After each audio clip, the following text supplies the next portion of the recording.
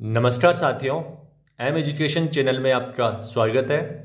दोस्तों, आज हम इस वीडियो में इंडिफरेंस कर्व से संबंधित महत्वपूर्ण क्वेश्चंस के बारे में अध्ययन करेंगे जो डिफरेंट टाइप्स के एग्जाम में पूछे गए हैं। तो दोस्तों, बात करते हैं हम पहले क्वेश्चन से, what is an indifference curve. तो दोस्तों, यह पूछा गया है कि इंडिफरेंस कर्व क्या है। तो दोस्तों, इंडिफरेंस कर्व जैसा आपको पता है कि वह कर्व है जो दो वस्तुओं के बीच में कॉम्बिनेशंस को बताता है जिससे उपभोक्ता को समान संतुष्टि प्राप्त होती है। तो दोस्तों, यहाँ पर ऑप्शंस की बात करें तो यहाँ पहला जो ऑप्शन दिया गया है कि a representation to depict the demand and supply of goods, कि जो डिमांड और सप्लाई के बीच में रिलेशन को बताता है आरेख के द्वारा या चित्र के द्वारा जो शो करता है उसे हम इंडिफरेंस कर्व कहते हैं। तो दोस्तों, यहाँ पर डिमांड एंड सप्लाई की बात है नहीं आती है, तो ऑप्शन गलत हो जाएगा। दूसरा बी ऑप्शन दिया गया है, a graph to show that the marginal utility of each commodity change with change in the price of goods. तो दोस्तों, यहाँ जो है वो बता रहा है कि एक ग्राफ है जो शो कर रहा है marginal utility of each commodity, यानी एमयू को शो कर रहा है और उसमें चेंज को शो कर रहा है with change in the price of goods, यानी प्राइस में चेंज आने पर मार्जिनल यूटिलिटी में जो चेंज आएगा उसको शो करता है। तो दोस्तों, यहाँ पर यह भी गलत है क्योंकि मार्जिनल यूटिलिटी से इसका कोई लेना देना नहीं है। दोस्तों, हम बात करते हैं नेक्स्ट ऑप्शन की। तो यहाँ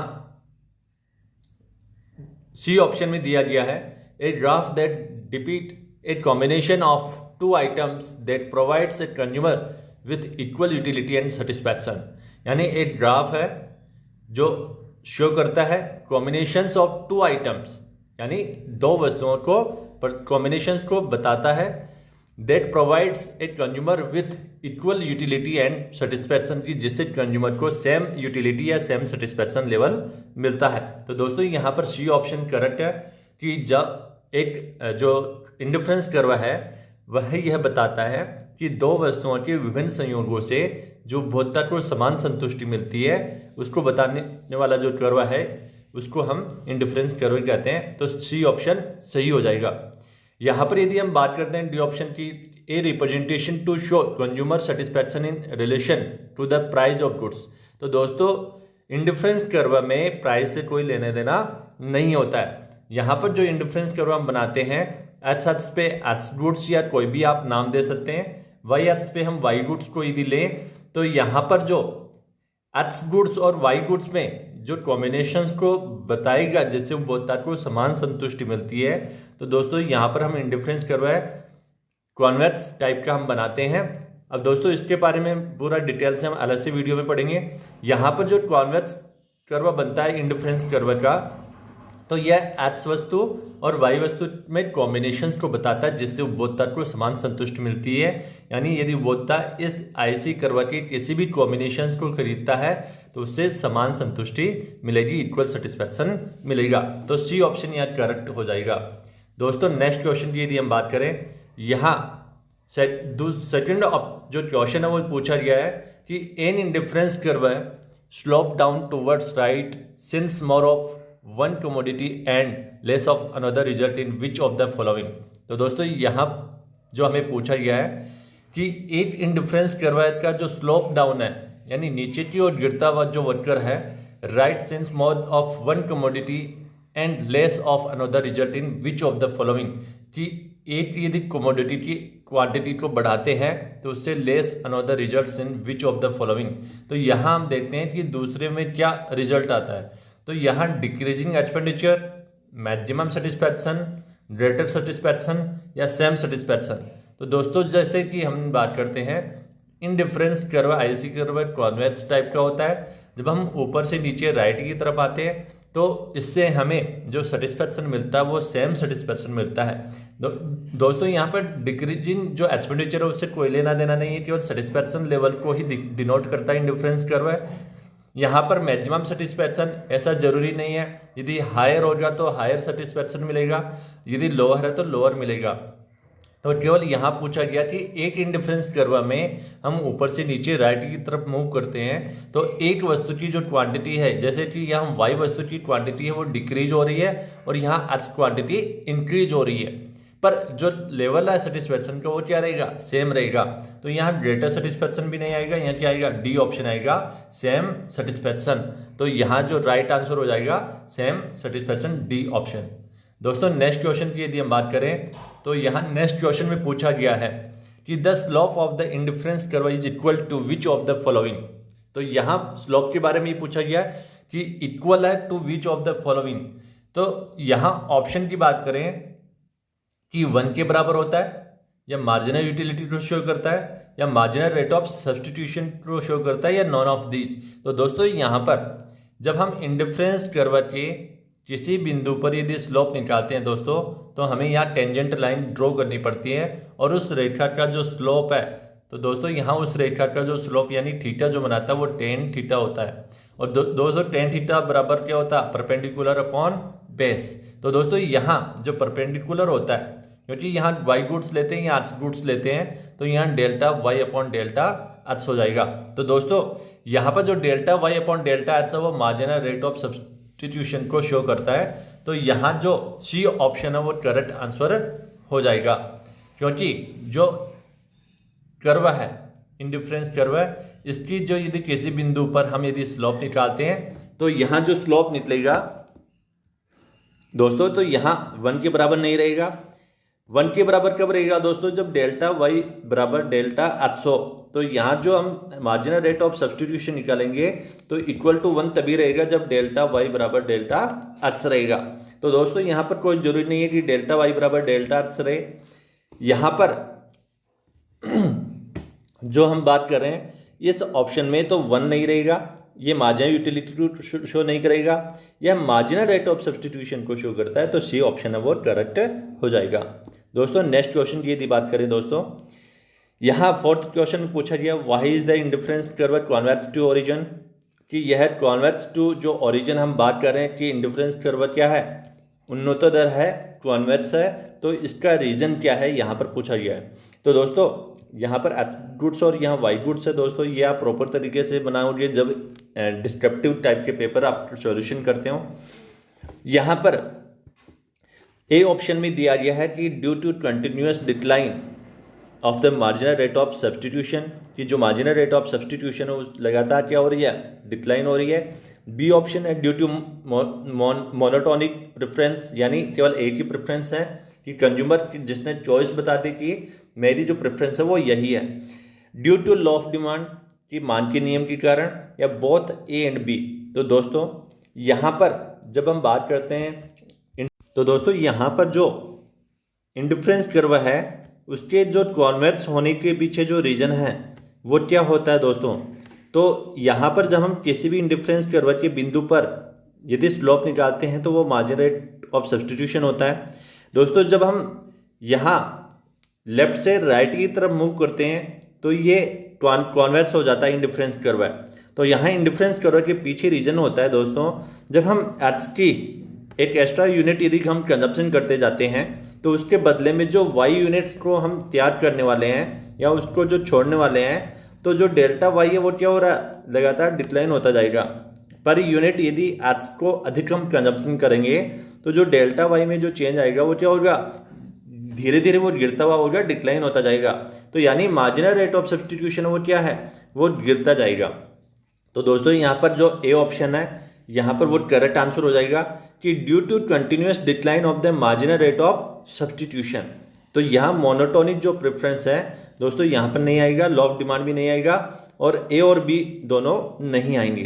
तो दोस्तों यहाँ पर कंफ्यूजन नहीं क्रिएट करना है। यहाँ जैसे आंसर में बहुत ए एंड बी दिया हुआ है, तो कई बार स्टूडेंट्स है एग्जाम में बैठते टाइम पे सब कुछ आते हुए भी वो गलत करके आते हैं, क्योंकि यहाँ ए और बी ऑप्शन देख के वो भ्रमित हो जाते हैं। तो दोस्तों यहाँ पर ड्यू टू मोनोटोनिक प्रेफरेंस नहीं आएगा, यहाँ पर केवल ए ऑप्शन करेक्ट हो जाएगा। यहाँ पर हम दोस्तों नेक्स्ट क्वेश्चन की यदि बात करें तो यहाँ पर जो दिया गया है moving alone and indifference curve, कि ये सिंपल क्वेश्चन है दोस्तों, पर जो ऑप्शन है वो इतने भ्रमित करने वाले दिए गए हैं, तो इसलिए इन्हीं जो इंडिफरेंस कर्व है उस पर बहुत सारे क्वेश्चंस बन रहे। दोस्तों यहाँ पर पूछा गया है moving alone and indifference curve. तो दोस्तों यहाँ पर एक इंडिफरेंस कर्व पर जब मूव करते हैं यानी जब इंडिफरेंस कर्व पर यदि ऊपर से नीचे या नीचे से ऊपर जाते हैं तो क्या होता है। तो दोस्तों यहाँ पहला ऑप्शन दिया गया consumer preference some that consumption point to other. तो यहाँ बताया जा रहा है कि यदि इस पॉइंट से यदि हम इस पॉइंट पे आ रहे हैं तो कंज्यूमर अपनी प्रेफरेंस बता रहा है। तो दोस्तों यहाँ प्रेफरेंस नहीं बता रहा है, क्योंकि इस इंडिफरेंस कर्व के किसी भी बिंदु पर यदि मूव करता है कंज्यूमर तो वह सेम लेवल ऑफ सेटिस्फेक्शन पे है और वह अपनी कोई भी प्रेफरेंस शो नहीं करता है। ठीक है, तो दूसरा ऑप्शन है वो marginal rate of substitution for a good increase as more of the good is consumed. तो दोस्तों यहाँ कुछ बताया गया है कि मार्जिनल रेट ऑफ सब्सटीट्यूशन यानी जो MRS है for a good increase as more, तो यानी ये बढ़ रहा है। तो दोस्तों हमने पहले लास्ट जो क्वेश्चन था उसमें देखा कि जो मार्जिनल रेट ऑफ सब्सटीट्यूशन उसके डिक्लाइन होने के कारण ही क्या हो रहा है, इंडिफरेंस कर्व कॉन्वेक्स टाइप का बनता है। तो दोस्तों यहाँ पर जो इंडिफरेंस कर्व कॉन्वेक्स बनता है तो उसमें मार्जिनल रेट ऑफ सब्सटीट्यूशन गिरती है, पर यहाँ इसमें बता रहे हैं कि ये बढ़ रही है। तो दोस्तों बढ़ती हुई जो मार्जिनल रेट ऑफ सब्सटीट्यूशन है वो भी नहीं हो रही है। दोस्तों नेक्स्ट ऑप्शन की बात करें, marginal rate of substitution is constant. तो देखो यहाँ पर कांस्टेंट दिया हुआ है, यहाँ पर इंक्रीज दिया हुआ है, जबकि क्या हो रही है, डिक्रीज हो रही है दोस्तों। तो यहाँ जो डिक्रीज हो रही है ये ऑप्शन में नहीं है, तो यानी ये भी गलत है, ये भी गलत है और ये भी गलत हो गया। अब यहाँ लास्ट ऑप्शन की बात करते हैं, consumers do not prefer one consumption point to another. तो बिल्कुल सही है दोस्तों, यहाँ पर जो इंडिफरेंस कर्व पर कंज्यूमर है वो किसी भी पर्टिकुलर प्रेफरेंस को शो नहीं करता है कि मुझे यहाँ पर रहना है। तो दोस्तों यहाँ पर किसी भी बिंदु को यदि दिया जाए या कॉम्बिनेशंस को यदि कंज्यूमर को दिया जाता है तो उस कॉम्बिनेशंस के प्रति कंज्यूमर है वो क्या होगा, कोई भी प्रेफरेंस प्रस्तुत नहीं करता है, यानी वह न्यूट्रल रहता है।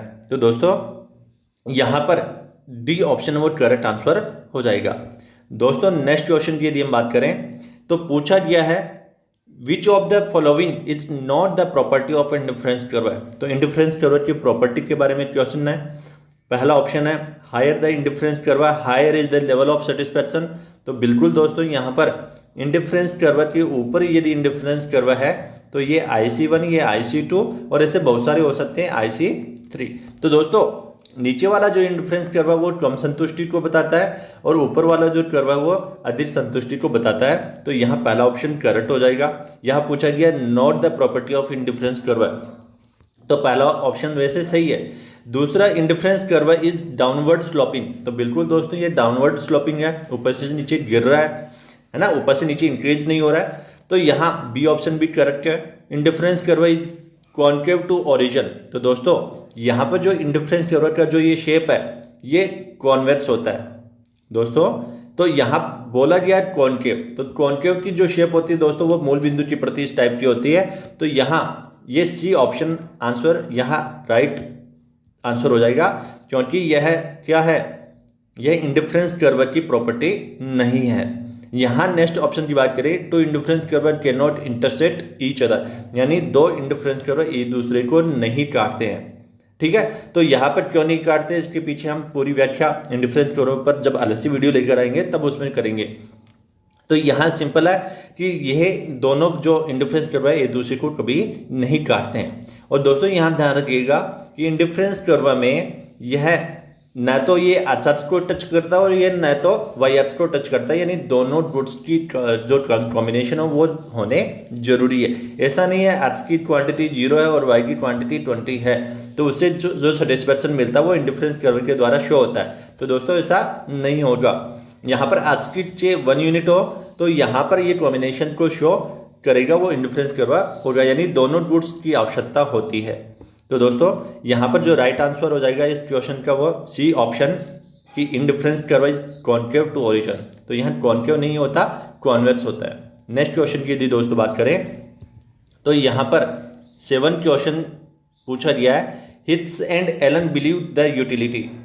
तो हिट्स और एलन है वो यूटिलिटी में जो विश्वास करते हैं वो क्या है, यानी जब इंडिफरेंस कर्व बनाते हैं तो हिट्स और एलन ने इंडिफरेंस कर्व को शो क्यों किया था, इसके पीछे जो ऑप्शन दिया गया है can be measured is cardinal number. तो दोस्तों यहाँ कोऑर्डिनल नंबर में मेजर किया जा सकता है यूटिलिटी को, क्या एजम्पशंस थी। तो दोस्तों यहाँ जब इंडिफरेंस कर्व हिट्स और एलन ने इंडिफरेंस कर्व जब प्रस्तुत किया तो वहाँ पर इन्होंने कहा कि हम जो यूटिलिटी है, यूटिलिटी को मेजर नहीं कर सकते हैं, यानी उसे कोऑर्डिनल नंबर में प्रेजेंट नहीं कर सकते हैं। उनको हम ऑर्डर जरूर प्रोवाइड करवा सकते हैं, पर यूटिलिटी को मेजर नहीं किया जा सकता, यानी उसे कोऑर्डिनल नंबर में मेजर नहीं कर सकते। तो ये ए ऑप्शन वो गलत हो जाएगा, क्योंकि इन्होंने कहा कोऑर्डिनल नंबर में मेजर कर सकते हैं यूटिलिटी को, तो यहाँ यूटिलिटी कोऑर्डिनल नंबर में नहीं मेजर किया जाता है। ये इनकी प्रमुख मान्यता है।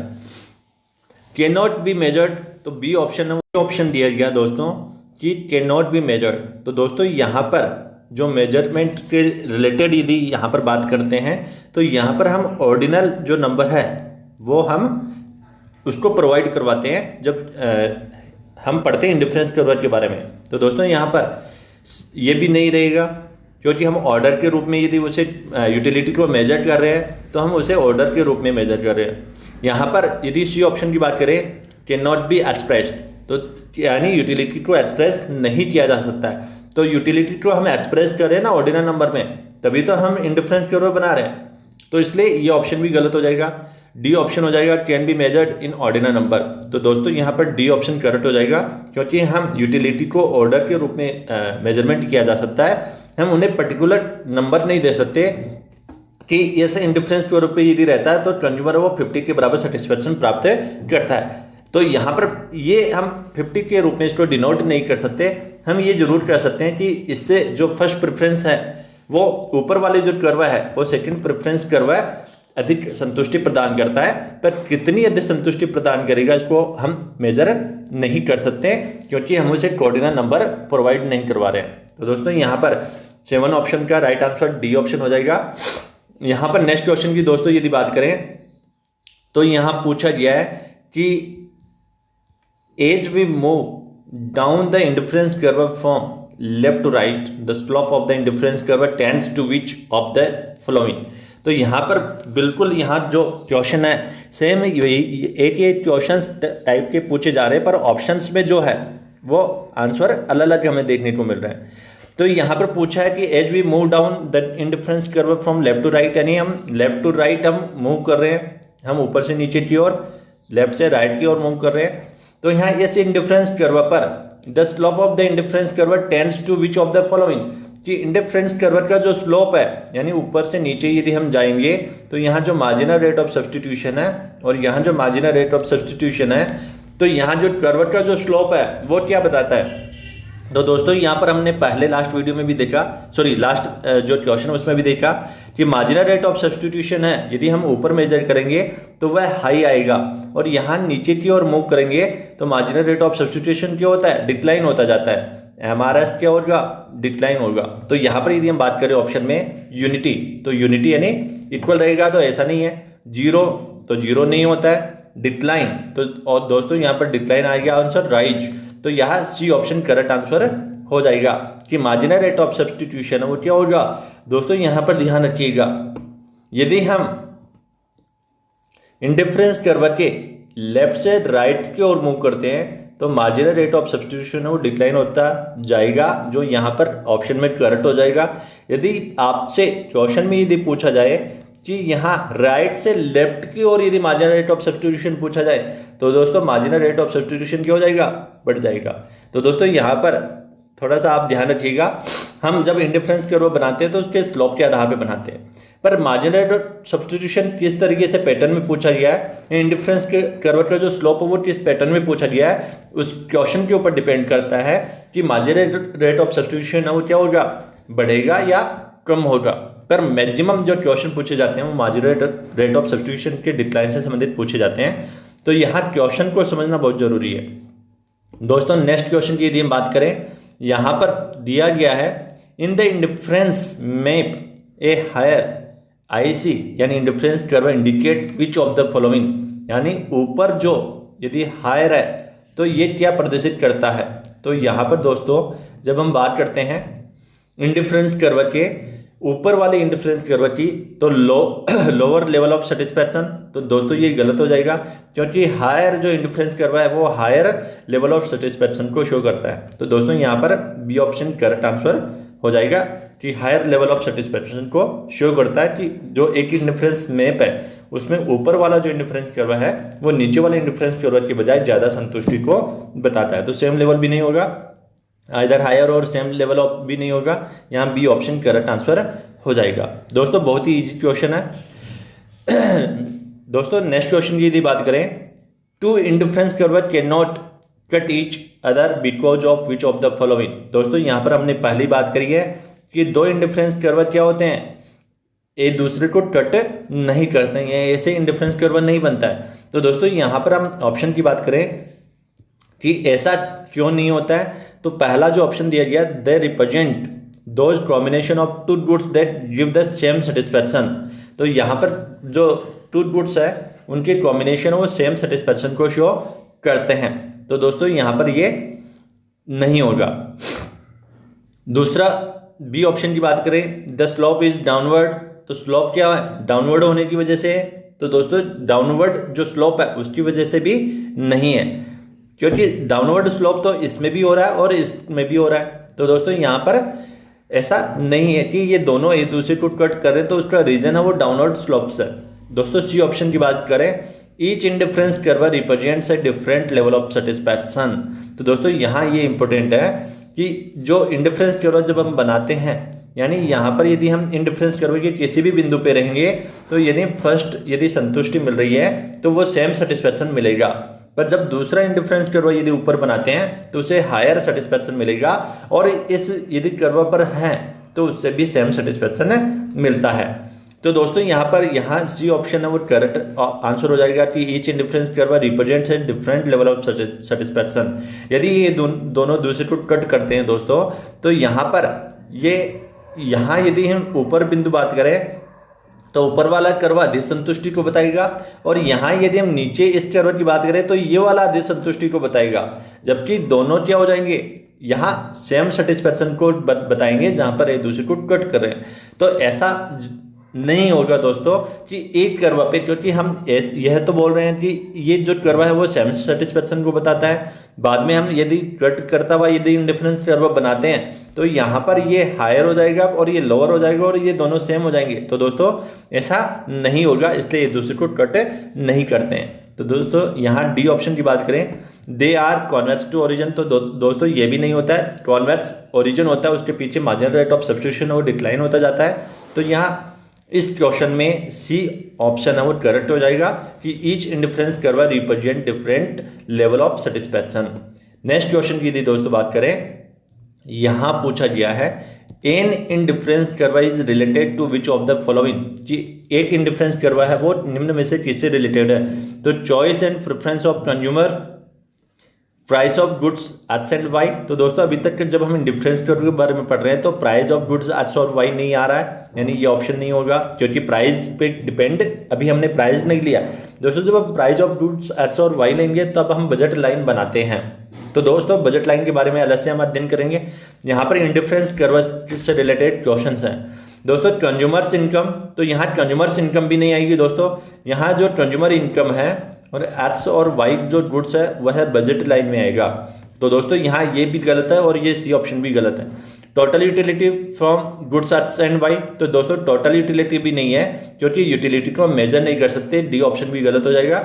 यहाँ ए ऑप्शन करेक्ट आंसर हो जाएगा कि choice and preference of consumer, हम चॉइस बता रहे हैं कि ये वाला कर्व फर्स्ट संतुष्टि बता रहा है, तो इसके सभी बिंदु पर फर्स्ट लेवल की सेटिस्फैक्शन प्राप्त होता है, और यदि ऊपर कर्व बनता है तो वो सेकंड को बताता है, यानी अधिक संतुष्टि को बता रहा है। पर उसी इंडिफरेंस कर्व पे यदि सेकंड पे रहेंगे तो लेवल ऑफ सेटिस्फैक्शन सेम रहेगा। यानी यहाँ पर हम जो इंडिफरेंस कर्व के द्वारा जो शो कर रहे हैं वो choice and preference of the consumer कर रहे हैं। तो दोस्तों ए ऑप्शन करेक्ट आंसर हो जाएगा। नेक्स्ट क्वेश्चन की यदि बात करें दोस्तों, which of the following are properties of indifference curve, which of the following are properties of indifference curve, यानी निम्न में से जो प्रॉपर्टीज ऑफ इंडिफरेंस कर्व की वो क्या है। तो यहाँ इंडिफरेंस कर्व है, देखो इस प्रॉपर्टी से संबंधित एक क्वेश्चन पीछे गया है, पर उसके आप ऑप्शन देखिएगा और यहाँ पर ऑप्शन देखिएगा, दोनों डिफरेंट है। तो दोस्तों बहुत सारे क्वेश्चन वो बनते हैं। Indifference curve can never cross, तो यहाँ दोनों एक दूसरे को क्रॉस नहीं करते हैं, तो यहाँ ये गलत हो जाएगा। सॉरी, ये सही है ऑप्शन कि एक दूसरे को कभी भी क्रॉस नहीं करते हैं, तो ये ऑप्शन सही है। पर यहाँ पूछा गया है which of the following properties of indifference curve, तो दोस्तों इसका राइट आंसर ए ही हो जाएगा, क्योंकि यहाँ इंडिफरेंस कर्व की प्रॉपर्टी के बारे में पूछा गया है। तो इंडिफरेंस कर्व एक दूसरे को कभी नहीं काटते हैं, यानी एक दूसरे को नहीं कट करते हैं। ये मैंने पूरा एक्सप्लेन आपको कर दिया है, तो यहाँ ए ऑप्शन राइट आंसर हो जाएगा। दोस्तों नेक्स्ट ऑप्शंस भी हम पढ़ लेते हैं। The lower the utility indicate a further out indifference curve, तो lower the utility indicate by a further out indifference curve, यानी इंडिफरेंस कर्व के आउट पर लोअर यूटिलिटी को इंडिकेट करता है। तो दोस्तों ऐसा नहीं है। सी ऑप्शन की बात करें, indifference curve always slope upward, तो indifference curve always slope upward, यानी ऊपर की ओर जाता है वो स्लोप कर्व बनता है। तो दोस्तों ऐसा नहीं है, डाउनवर्ड बनता है। इंडिफरेंस कर्व आर कॉन्केव, तो ये कॉन्केव नहीं होता, कॉन्वेक्स होता है दोस्तों। तो यहाँ ये ऑप्शन है वो सही हो जाएगा, क्योंकि यहाँ प्रॉपर्टी जो सही है उसके बारे में पूछा गया है। तो एक दूसरे को कभी भी कट नहीं करते हैं। यहाँ नेक्स्ट क्वेश्चन की यदि दोस्तों बात करें, तो यहाँ दिया गया है कि what are the indifference curve assumptions. दोस्तों इंडिफरेंस कर्व की एजम्पशन से रिलेटेड क्वेश्चन पूछा गया है। तो यहाँ पर बहुत सारी एजम्पशंस वो बनती है। ए ऑप्शन की यदि बात करें, the consumer believe logically in order to achieve maximum fulfilment, तो यानी the consumer behave logical in order to achieve maximum fulfilment, यानी यहाँ पर एक जो ऑर्डर जो प्रोवाइड करवा दिया है जिससे एक सेटिस्फैक्शन है वो हमें फुलफिलमेंट मैक्सिमम सेटिस्फैक्शन प्राप्त हो। तो दोस्तों यहाँ पर ये लॉजिकल वे में हमने बात करते हैं, तो यहाँ पर ये ऑप्शन करेक्ट हो जाएगा। नेक्स्ट ऑप्शन भी पढ़ लेते हैं दोस्तों कि the consumer behave logically in order to achieve minimum fulfilment, तो मिनिमम फुलफिलमेंट प्राप्त करता है, ऐसा नहीं है दोस्तों। The consumer behave logically in order to achieve maximum demand, तो दोस्तों यहाँ डिमांड का कोई बात नहीं है, तो order to achieve maximum demand करता है। तो दोस्तों ऐसा नहीं है। The consumer behave logically in order to achieve minimum demand, तो दोस्तों यहाँ डिमांड की बात नहीं है, तो ए ऑप्शन है वो करेक्ट हो जाएगा। नेक्स्ट क्वेश्चन की यदि दोस्तों बात करें, तो यहाँ पूछा गया है why is the curve of indifference convex, तो why is the curve of indifference convex कैसे होता है। तो इसके लिए बात करते हैं दोस्तों, कॉन्वेक्स पीछे होने की वजह हमने बात की थी कि मार्जिनल रेट ऑफ सब्स्टिट्यूशन जो होता है डिक्लाइन होता जाता है। तो हम यहाँ पर डायरेक्ट ऑप्शन देख लेते हैं कि the marginal rate of substitution increase, तो दोस्तों ऐसा नहीं, डिक्लाइन होता है। The price of the goods in the market keep varying, तो दोस्तों यहाँ पर ये भी गलत है, क्योंकि प्राइस ऑफ गुड्स का जो भी ऑप्शन यदि आपकी इंडिफरेंस कर्व की प्रॉपर्टी से रिलेटेड आता है, तो मैंने बताया कि प्राइस ऑफ गुड्स है वो हम बजट लाइन में पढ़ते हैं, यहाँ पर प्राइस से कोई लेना देना नहीं होता है, क्योंकि यहाँ पर केवल कंज्यूमर की प्रेफरेंस के बारे में पूछा जाता है।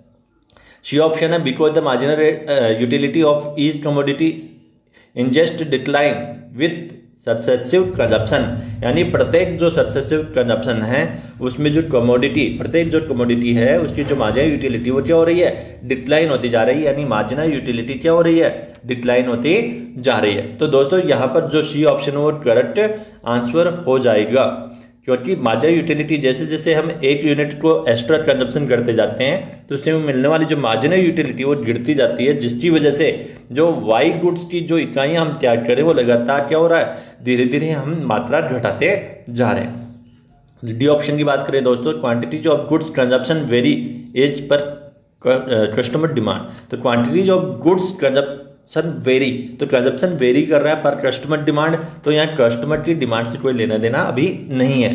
तो दोस्तों यहाँ सी ऑप्शन वो करेक्ट आंसर हो जाएगा कि because the marginal utility of each commodity in just decline with successive consumption. यहाँ दोस्तों देखो ये क्वेश्चन, आप देखो क्वेश्चन तो आपको सेम ही लग रहे हैं, पर जब यहाँ आपको ऑप्शंस अलग अलग देखने को मिल रहे हैं, तो दोस्तों यहाँ पर प्रत्येक क्वेश्चन इंपॉर्टेंट है। नेक्स्ट क्वेश्चन की यदि दोस्तों बात करें, तो यहाँ 15 नंबर क्वेश्चन में पूछा गया है कि what does the L shaped indifference curve indicate, कि एल शेप जो इंडिफरेंस कर्व है वो क्या इंडिकेट करता है। तो दोस्तों यहाँ पर पहले ऑप्शन में दिया गया the price of goods are different from each other through the utility may be identical and are represent by an L shaped indifference curve है। तो दोस्तों यहाँ पर जो ऑप्शंस की बात करें, तो पहला जो ऑप्शंस है यह बता रहा है कि the price of the goods are different from each other, कि दोनों गुड्स की जो प्राइस है वो डिफरेंट है, अलग अलग है। तो the utility may be identical and are represent by an L shape indifference curve है कि जो यूटिलिटी है वो क्या है, एक आइडेंटिकल है।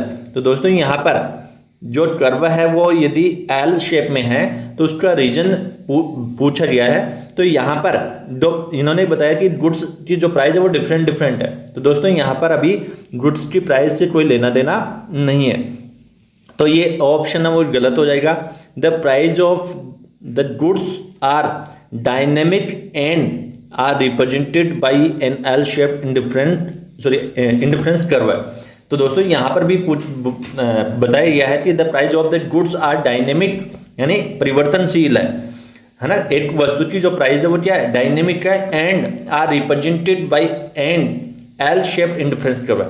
तो यानी एल शेप के जो पीछे रीजन है इंडिफरेंस कर्व होने के वह डायनेमिक है प्राइस में। तो यहाँ पर ये भी ऑप्शन गलत है, हो जाएगा। सी ऑप्शन की बात करें, the price of two goods known the consumer are represented by an L shape indifference curve. तो यहाँ पर भी जो price of two goods known the consumer are represented by the L shape indifference curve है। तो two goods की price से related है कि आप जानते हैं।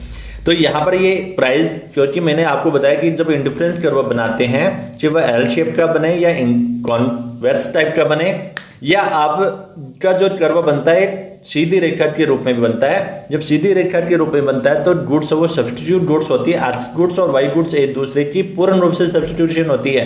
पर जब एक्स गुड्स और यहाँ वाई गुड्स में यदि एल शेप में यदि बन रहा है तो एल शेप में बनता है कॉम्प्लीमेंट्री गुड्स की सिचुएशन में, ठीक कि जब दोनों वस्तुएं साथ साथ में प्रयोग में आती है। तो यहाँ पर प्राइस का कोई अभी लेना देना नहीं है। तो यहाँ पर ए बी सी ऑप्शन गलत हो जाएगा। डी ऑप्शन की बात करते हैं दोस्तों, two products that are ideal complements to each other are represented by an L shape indifference curve है। तो दोस्तों यहाँ ऑप्शन में भी आ गया कि जो यदि एल शेप में जो दोस्तों यदि इंडिफरेंस कर्व है तो उसके पीछे होने का रीजन है कि जो टू प्रोडक्ट्स ले रहे हैं कि एक्स एक्स पे एक्स वस्तु और वाई एक्स पे वाई वस्तु यदि हम ले रहे हैं, वाई गुड्स ले रहे हैं, तो दोस्तों two products that are ideal complements यानी दोनों एक दूसरे के क्या है, कॉम्प्लीमेंट्री गुड्स हैं। यानी एक्स यदि हम बढ़ाएंगे तो वाई को भी हमें बढ़ाना पड़ेगा। तो दोस्तों यहाँ पर इस एल शेप के पीछे जो होने की वजह है वो क्या है, वह है two products that are ideal complements to each other are represented by an L shape indifference curve. तो डी ऑप्शन करेक्ट आंसर हो जाएगा कि एल शेप होने के पीछे की वजह दोनों वस्तुएं एक्स एक्स पे जो वस्तु ले रहे हैं एक्स वस्तु वाई वस्तु, इसके नाम भी दे सकते हो। तो यहाँ पर जो आप दे रहे हो कि जैसे यहाँ आपने डायरी और पेन दे दिया तो दोस्तों ये दोनों एक दूसरे के हो जाएंगे, पूरक वस्तुओं में आ जाएंगे। जैसे यहाँ आपने जो बैट है और यहाँ आपने बॉल लिखा तो दोस्तों यहाँ बैट और बॉल भी क्या है, कॉम्प्लीमेंट्री गुड्स हैं, यानी दोनों साथ साथ प्रयोग आते हैं। यदि आपने बैट खरीद लिया और बॉल नहीं ली तो उस बैट का यूटिलाइजेशन नहीं है। तो दोस्तों यहाँ पर जो डी ऑप्शन है वो करेक्ट आंसर हो जाएगा कि दोनों वस्तुएं क्या है, कॉम्प्लीमेंट है। तो यहाँ पर पूर्ण रूप से जो कॉम्प्लीमेंट्री गुड्स है वो सिचुएशन में क्या बनता है, एल शेप में इंडिफरेंस कर्व बनता है। तो यहाँ पर यदि इस कर्व के किसी भी बिंदु पर यदि आप अलग से, जैसे मान लीजिए कि यहाँ एक्स गुड्स इंक्रीज हो रही है और वाई गुड्स है वो कांस्टेंट है, तो दोस्तों जो एक्स गुड्स हम इंक्रीज कर रहे हैं तो जो डेल्टा एक्स जो परिवर्तन हम ला रहे हैं उसकी जो यूटिलिटी वो है वो जीरो हो जाएगी। इसकी जो मार्जिनल यूटिलिटी वो क्या हो जाएगी, जीरो हो जाएगी, क्योंकि जो बॉल है वो नहीं बढ़ रहा है और बैट आप 2 ला रहे हो 3 ला रहे हो तो उससे कोई जो यूटिलिटी है उसमें क्या होगा, सेटिस्फेक्शन आपका इंक्रीज नहीं हो रहा है। जब सेटिस्फेक्शन इंक्रीज नहीं हो रहा है तो मार्जिनल यूटिलिटी क्या हो जाएगी, जीरो हो जाएगी। तो इसलिए जो एल शेप है वह बहुत ही इंपॉर्टेंट, यहाँ से बहुत सारे क्वेश्चंस बनते हैं। तो दोस्तों नेक्स्ट जो पार्ट है उसमें हम आगे नेक्स्ट क्वेश्चंस लाएंगे क्योंकि वीडियो बहुत बड़ा हो जाएगा। तो इन 15 क्वेश्चंस को आप ध्यान से पढ़िएगा, बहुत ही इंपॉर्टेंट है। और पिछले डिफरेंट जो एग्जाम्स हुए हैं, first grade, KVS, NVS, DSSB और इसके अलावा भी अलग जो हमारे स्टेट हैं उनमें जो फर्स्ट लेवल की जो ग्रेड की एग्जाम हुई है उससे संबंधित ये क्वेश्चन बहुत बार रिपीट हुए हैं, तो आप इनको ध्यान से पढ़िएगा। नेक्स्ट वीडियो में हम 16 से लेके 28 और आगे भी इससे रिलेटेड जो भी क्वेश्चन हमें मिलते हैं उसके आधार पर हम वीडियो अलग से लेकर आएंगे। तो आप इन 15 क्वेश्चंस को ध्यान से देखिए। यदि कोई क्वेश्चन अभी भी समझ में नहीं आ रहा है तो आप कमेंट करके बता सकते हैं। तो मैं उसको फुल डिटेल में आपको और एक्सप्लेन कर दूंगा नेक्स्ट वीडियो में। ठीक है, आज के लिए इतना ही, धन्यवाद।